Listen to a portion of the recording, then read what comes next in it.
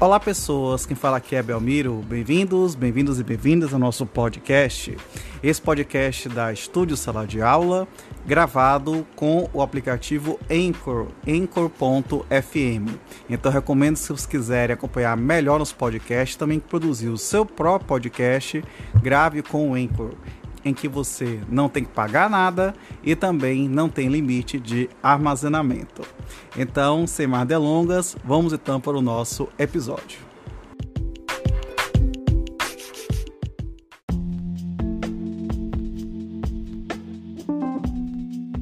Subtítulo 2: do usufruto e da administração dos bens de filhos menores. Artigo 1689.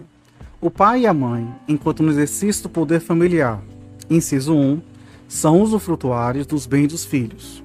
Inciso 2, tem a administração dos bens dos filhos menores sob sua autoridade.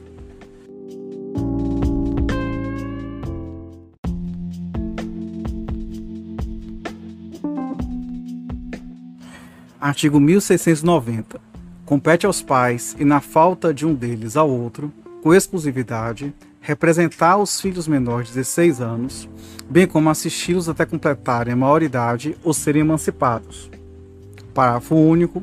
Os pais devem decidir, em comum, as questões relativas aos filhos e aos seus bens.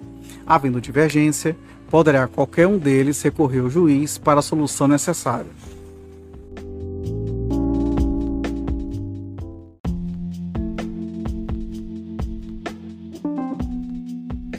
Artigo 1691.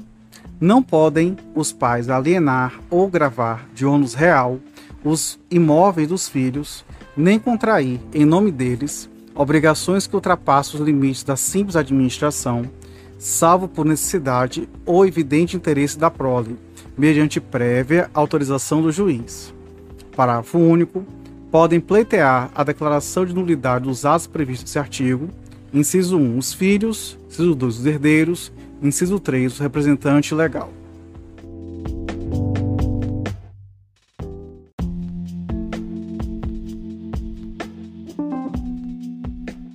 Artigo 1692.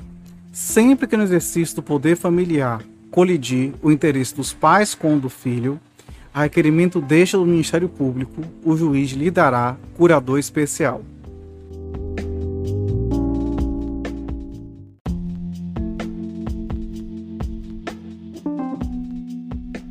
Artigo 1693.